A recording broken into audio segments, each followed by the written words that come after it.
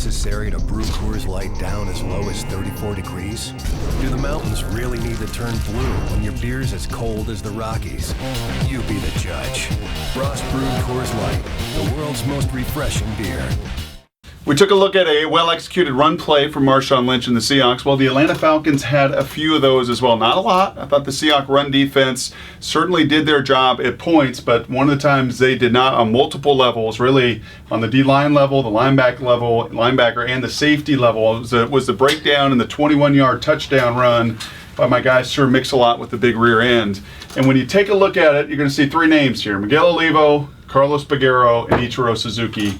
And in these situations, all three of those guys shared the traits of those Seattle Mariners. And here's what I mean. Personnel, okay? Just like we looked at on the other play. Now you've got 13 personnel, one back, three tight ends for Atlanta. So that's your big group. The Seahawks end up staying in their base personnel, their big, heavy base personnel with Curry, Hawthorne, and Leroy Hill in the game. Secondly, look at formation. What are they trying to do to you by alignment? Well, this is a run, play action pass formation with three big tight ends, and really Gonzalez being the only pass catching threat. So defensively, as you look at this picture of the offense, this isn't Roddy White, this isn't Julio Jones, this isn't three wides, this isn't a stretch you down the field. This is a run, play action pass for formation and set by the offense. So that should trigger some things, I would hope, defensively. Okay, unfortunately, Sir Mix-a-Lot, they didn't run the counter, but they did pull, a lot like Marshawn Lynch, they do end up pulling their little U-back or H-back, one of their tight ends around, and it's a zone concept that he's going to bend all the way back and for a touchdown. Okay, so we can take a bunch of guys out of the equation. The Seahawks were in quarters coverage, okay, which means each of the guys are responsible for a quarter of the field, and he does it in press, but he's still responsible for quarters. That means your three linebackers are all responsible for a third of the underneath coverage. Okay, now here begins the problem. The left tackle for Atlanta crosses the face of our boy Chris Clemens and comes all the way down with a great angle on our middle linebacker Hawthorne. Okay, there's lots of good angles elsewhere, but that's the real killer. He crosses his face. So now Chris Clemens is acting a little bit, as I say, Miguel Olivo. Okay, get a feel for what's going on around you. When you've got to stop the pitch and not have a pass ball, focus on your fundamentals and details.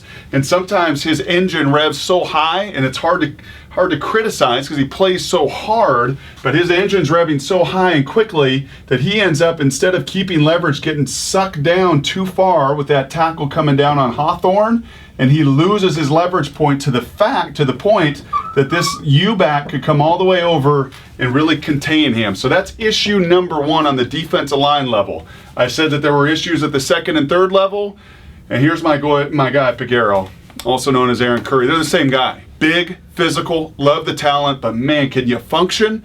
Peguero, can you find the wall when you go back to try to rob the home run? Just the little details, and I can't understand exactly what Aaron Curry's looking at. Everything's happening in front of him. He sees the tackle go down, okay? This H-back, he goes right to the flat. So it's a good look by Atlanta. It's well conceived and well designed, and this could very well be a play fake and a little naked, and you throw it out in the flat on 2nd and 10, and if you're Aaron Curry, you live with that.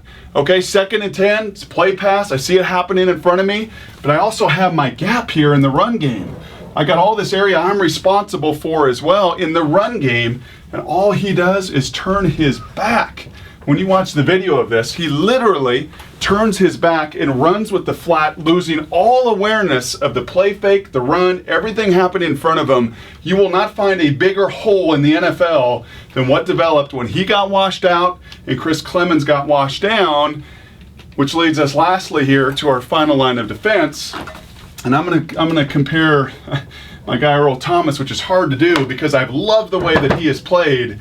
But in this case, in the video, in the eye in the sky doesn't lie, he pulls at Ichiro because he has a quarter of the field. He sees all of this developing, and he wants no piece of Sir Mix-a-Lot. So you're going to see Earl, instead of being down in the box and being the aggressor and tackling people, and he's done a fantastic job of that this season, he really shies away from bubble butt, wants no part of it, runs himself out of the play, and it leads to a 21-yard touchdown. So maybe it's self-preservation. The same way Ichiro doesn't dive for balls and he plays 160 games.